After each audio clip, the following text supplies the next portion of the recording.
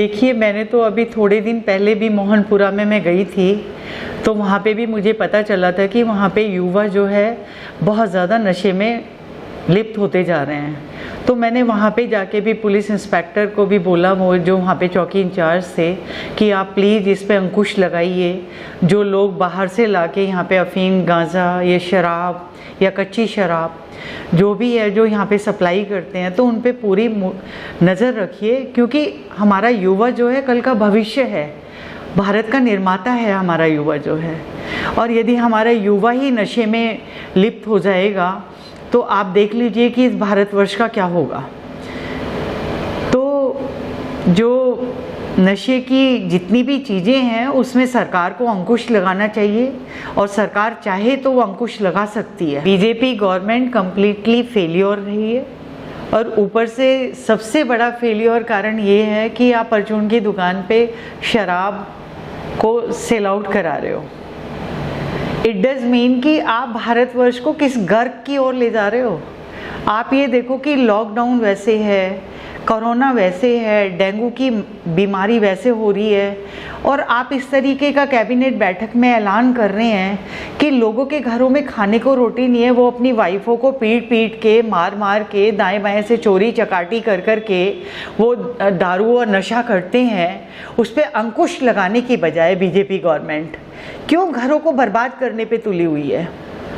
मैं गुजारिश करूंगी अपने मुख्यमंत्री साहब से, और स्टेट में जो हमारे, सेंट्रल में जो हमारे प्राइम मिनिस्टर हैं, उनसे भी मेरी गुजारिश है कि कृपया करके नशे पे कम्प्लीटली अंकुश लगाएं, तभी भारत का विकास हो सकता है। आप विकास की बात करते हैं, आप तो भारत का विनाश करने पे तुल गए हैं। आप कह रहे हैं कि जगह जगह पे, मतलब कि परचूनों की दुकानों पे आप शराब बिकवाएंगे, तो आप ये देख लीजिए कि युवा किस गर्क में चला जाएगा। यूथ हमारा कल का निर्माता है, और यूथ को ही आप गर्क में डालने की कोशिश में लग गए हैं। तो मैं ये कहूँगी कि बीजेपी गवर्नमेंट की जो पॉलिसीज़ हैं, जो उनके क्रियाकलाप हैं, वो बिल्कुल माइनस हैं, वो कहीं भी तो प्लस में नहीं है।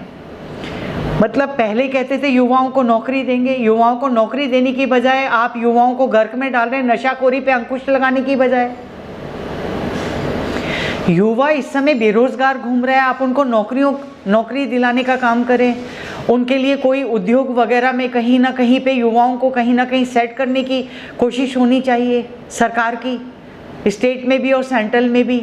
और आप जो हैं, मतलब ये कैबिनेट बैठक में ये ऐलान कर रहे हैं कि परचूनों की दुकानों पे शराब जो है, मतलब कि इसको सेल आउट कर सकते हैं। तो आप ये देखिए कि आप यूथ को और इस भारतवर्ष को किस गर्क में डालने का काम कर रहे हैं। और हमारी कांग्रेस पार्टी सड़कों पे उतरेगी। हम यूथ का बिल्कुल विनाश नहीं होने देंगे, हम अपने यूथ को बिल्कुल नशे में नहीं लिप्त होने देंगे, और हम अपने यूथ के लिए किसी भी हद तक जाएंगे। मेरा युवाओं से यही है, गुजारिश है, और ये मेरा संदेश है कि जितना भी यूथ है, कृपया करके जहाँ पे भी, जिसको भी पता चलता है कि यहाँ पे ये चीज़ गलत बिक रही है, या अफीम है, या गांजा है, या कच्ची शराब है, या शराब है, तो तुरंत पुलिस को इन्फॉर्म करें। क्योंकि पुलिस हमारी बहुत, यहाँ पे जो एसएसपी साहब हैं अबुदई जी, बहुत सक्रिय हैं, बहुत सही व्यक्ति हैं।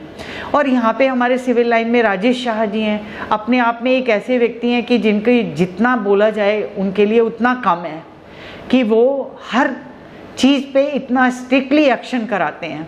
तो जितना भी यूथ है, मेरी गुजारिश है कि कृपया करके पुलिस को इन्फॉर्म करें कि हमारे क्षेत्र में ये धंधा हो रहा है, हमारे क्षेत्र में ये गलत काम हो रहा है, चाहे वो नशे से लिप्त है या चाहे किसी और भी अन्य किन्हीं चीज़ों से है, तो पुलिस को इन्फॉर्म करें, पुलिस एक्शन करेगी उस पर। हिंसा का जो सबसे बड़ा कारण है वो संस्कारों की कमी है।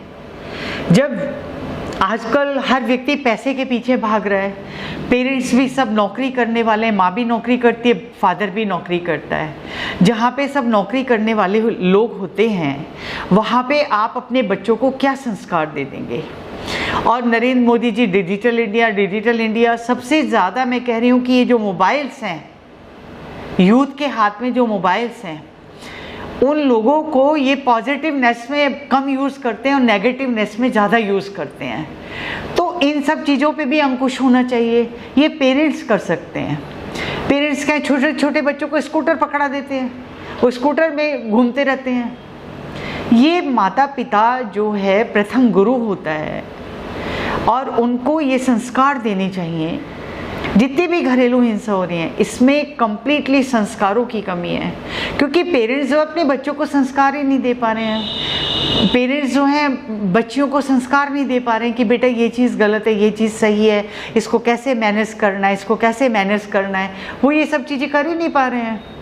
तो इस वजह से ये घरेलू हिंसाएं हो रही हैं, मानसिक उत्पीड़न हो रहा है। ये जितने भी बलात्कार के जो एपिसोड्स हो रहे हैं इसमें भी मैं बोलूँगी कि पेरेंट्स यदि अपने बच्चों को डेली घर में 1-1.5-2 घंटे बैठ के समझाएं कि बेटा ये चीज़ सही है, ये चीज़ गलत है, ऐसे नहीं होना चाहिए, ऐसे करना चाहिए, और आप जो कर रहे हैं आप उनके मोबाइल्स चेक करिए, आप उनकी जो बुक्स वगैरह होते हैं उनको चेक करिए, जो जिस सोसाइटी में वो उठ रहे हैं बैठ रहे हैं, जो फ्रेंड सर्कल है उसको चेकआउट करके रखो।